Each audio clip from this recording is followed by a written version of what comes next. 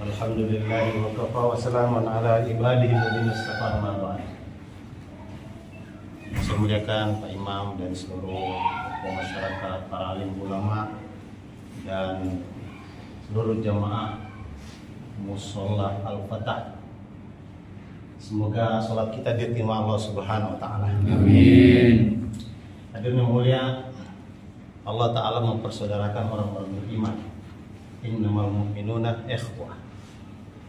An-Nabi SAW bersabda, al-muslim akhul muslim.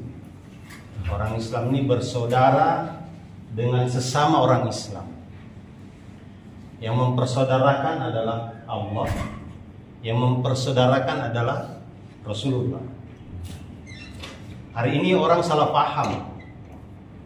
Dianggap yang namanya saudara itu hanya yang lahir dari rahim yang sama. Kakak, adik, paman, bibi, itulah dianggap saudara. Dan kalau saudara kita datang, dia datang lewat pelabuhan, naik kapal laut, kita akan menjemputnya di pelabuhan. Kenapa? Karena dia saudara saya. Dia datang naik pesawat, kita jemput di airport. Kenapa? Dia saudara saya. Dia datang naik kereta api, kita jemputnya di mana? Di stasiun. Kenapa? Karena saudara saya. Kalau dia haus, saya kasih minum. Kenapa? Dia saudara saya. Kalau dia lapar, saya kasih makan. Kenapa? Dia saudara saya.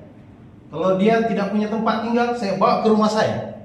Saya kasih dia kamar, saya kasih dia kasur, saya kasih dia bantal, saya kasih dia selimut. Kenapa? Karena dia saudara saya. Itu saudara yang lahir dari rahim yang sama. Hadirin mulia, walaupun lahir dari rahim yang sama, tapi kalau tidak beriman kepada Allah Subhanahu wa taala, itu Allah Subhanahu wa taala yang pisahkan. Sebagaimana putra Nuh alaihissalam, Kan'an. Itu Nabi Nuh alaihissalam protes karena dia ditenggelamkan oleh Allah Subhanahu wa taala. Ya Allah, dia anak saya. Dia darah daging saya. Allah katakan, innahu laisa min akhir.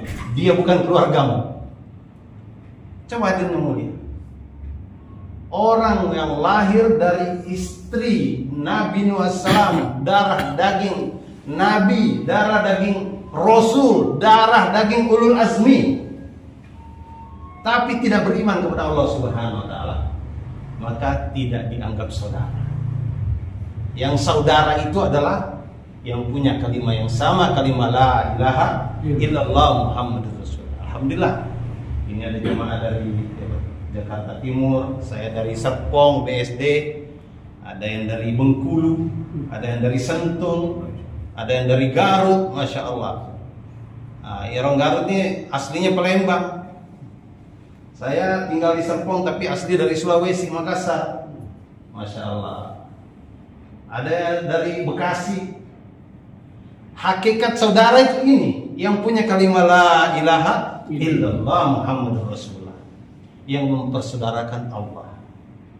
Tapi karena kita tidak paham ini, maka dalam ayat dilanjutkan, fa aslihu baina akhawaykum. Allah perintahkan kita mengislah, memperbaiki kesalahpahaman ini satu sama lain. Maka usaha dakwah ini bergerak dari pintu ke pintu, dari kampung ke kampung, dari kota ke kota, dari negara ke negara, dari benua ke benua. Itu untuk mengabarkan manusia kita ini bersaudara karena kalimat la ilaha illallah. Di Australia 2 bulan yang lalu saya jumpa orang Indonesia. Saya kasih tahu, kita ini bersaudara sebangsa dan setanah air. Dia bilang, enggak, saya sudah Australia, sudah warga Australia. Enggak, mau lagi disebut sebagai saudara sebangsa dan setanah air. Tapi kalau kita ini saudara seiman, ya kita saudara seiman. Beberapa tahun yang lalu saya masturot bersama Pak Cecep di Johor Bahru di Malaysia. Ketemu orang Aceh. Saya katakan kita ini saudara sebangsa dan setanah air. Dia bilang tidak, kamu orang Indonesia, saya orang Aceh. Begitulah hadirin yang mulia. Yang disebut saudara ini sebenarnya aslinya adalah yang punya iman, punya kalimat yang sama.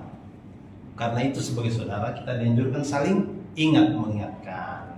Wazakir Fa inna dzikra tanfa'ul mu'minin. Memberi peringatan itu bermanfaat bagi siapa? Bagi orang beriman. Kalau orang tidak beriman, manfaat apa yang bisa didapatkan? Enggak ada manfaatnya memberi peringatan kepada orang tidak beriman. Tapi bagi orang beriman itu bermanfaat. Dia jadi ingat kepada Allah, dia jadi takut kepada Allah, dia jadi ingat harus persiapkan bekal akhirat. Inilah manfaat kita bertemu sebagai sama saudara. Dan alhamdulillah kami bersama istri berada di rumah Pak Ahmad. Dan nanti sore akan ada majelis yang lebih besar khusus untuk ibu-ibu. Rugi besar kalau istri bapak tidak hadir di majelis itu.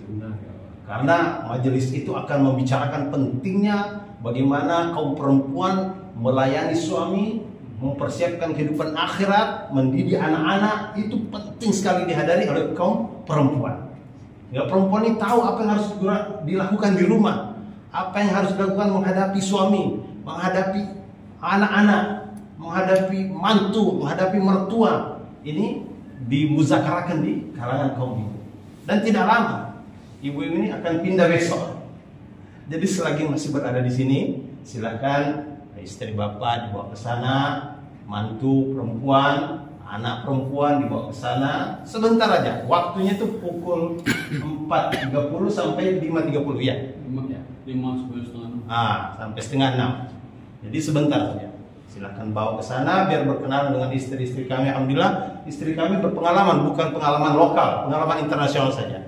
Ada yang pengalaman istrinya beliau ini sudah dari Jepang, bagaimana dakwah di Jepang. Istri saya pengalaman di Afrika Selatan, bagaimana buat kerja di Afrika Selatan. Ada lagi beliau juga dari berbagai dari Eropa. Jadi ibu kita yang ada di sini orang-orang pilihan, pernah belajar bagaimana dakwah di luar negeri. Nah, ini pengalaman seperti ini sangat baik untuk istri dan keluarga perempuan bapak-bapak untuk ikut di sana. Maka insyaallah mudah-mudahan kita bisa ambil bagian. Jazakumullah. Assalamualaikum warahmatullahi wabarakatuh. Waalaikumsalam.